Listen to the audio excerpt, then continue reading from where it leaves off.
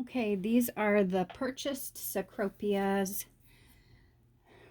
They were purchased as eggs and they hatched starting on June 7th.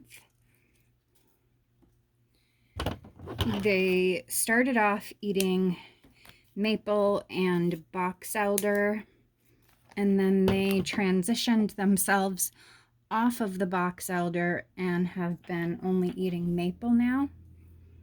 So I am transitioning them to the upright style of rearing.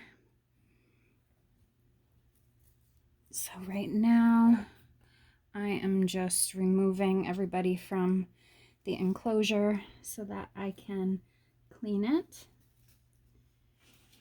And ooh, this one's heavy. Look at all the caterpillars on that leaf, sorry, not leaf. 1, 2, 3, 4, 5, 6, 7, 8, 9. 9 caterpillars.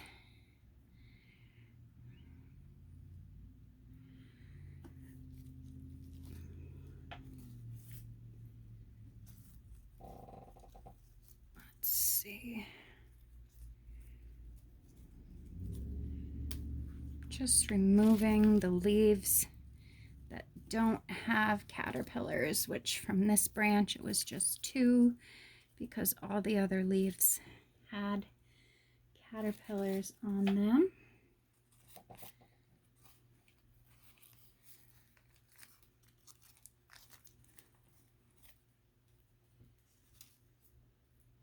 There is a caterpillar there.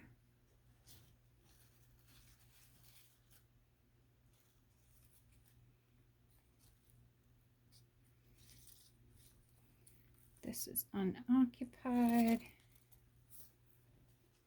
There is a caterpillar here.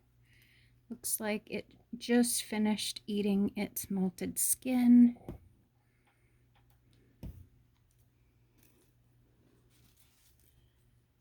There is a caterpillar here.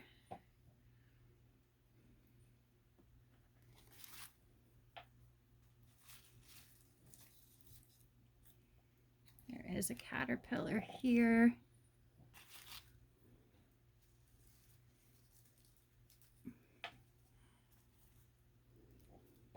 You'll see me pick up a branch or a leaf and tip it over, and that is simply to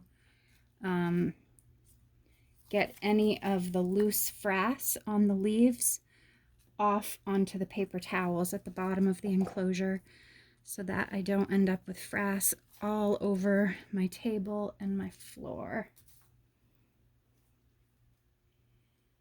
Okay, there is still a caterpillar here preparing to molt.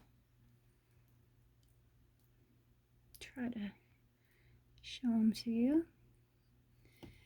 And there is a caterpillar on the back also.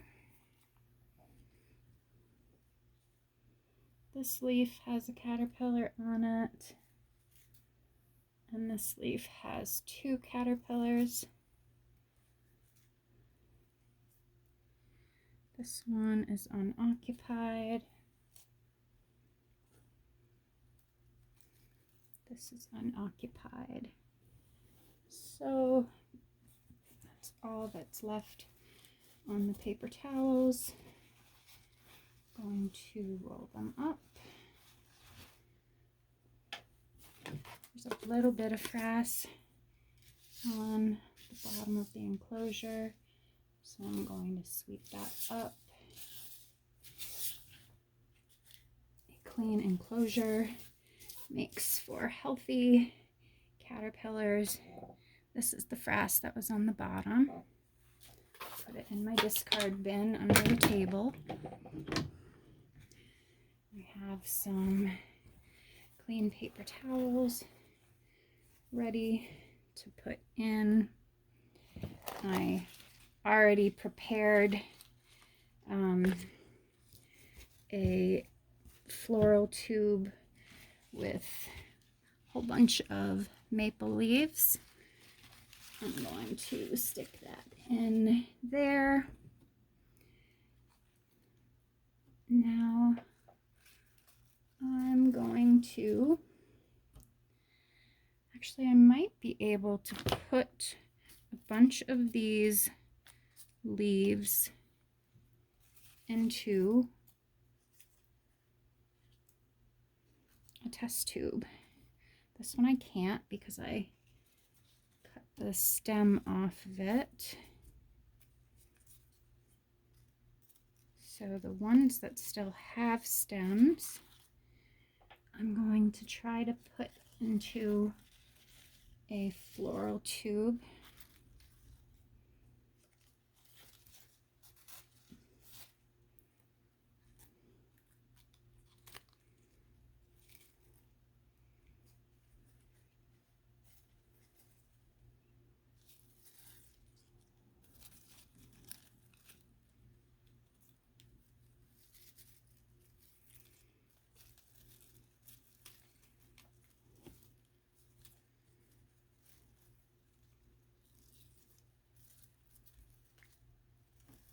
Okay, so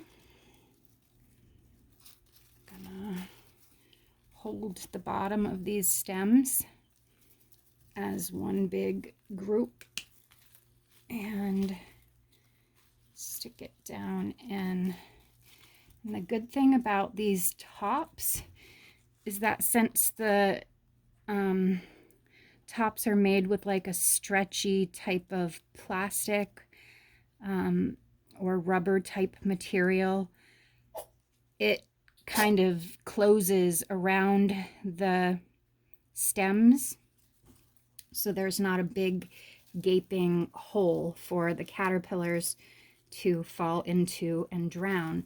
Because if you use something that does have a hole, you will end up with dead, drowned caterpillars. I see it in my butterfly groups all the time. So you always want to use something that's covered. You don't ever want to leave a hole at the top of whatever container you're using when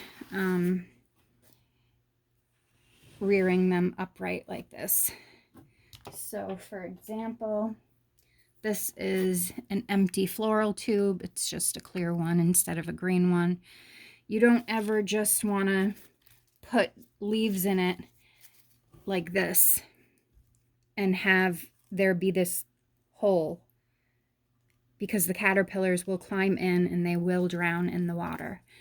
I have also seen people drill holes in the tops of water bottles, and I have seen caterpillars that have climbed in or fallen in through the hole that these people make in the top, and they drown. Caterpillars cannot swim. So that is why I really like these floral tubes and these tops, because the the plastic is stretchy, so you can see I can kind of push my finger through it a little bit. So you always want to make sure that these holes are filled up. And some of the newer floral tube tops, you can see that the hole is smaller. That's because it hasn't been stretched out so many times like this one has. So always be mindful that there is not a hole big enough for one of your caterpillars to climb through or fall in when using these.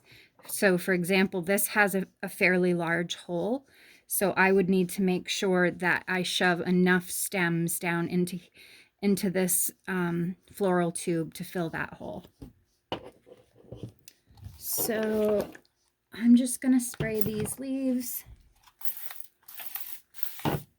This is just water, and that's that's all I need to do for these guys.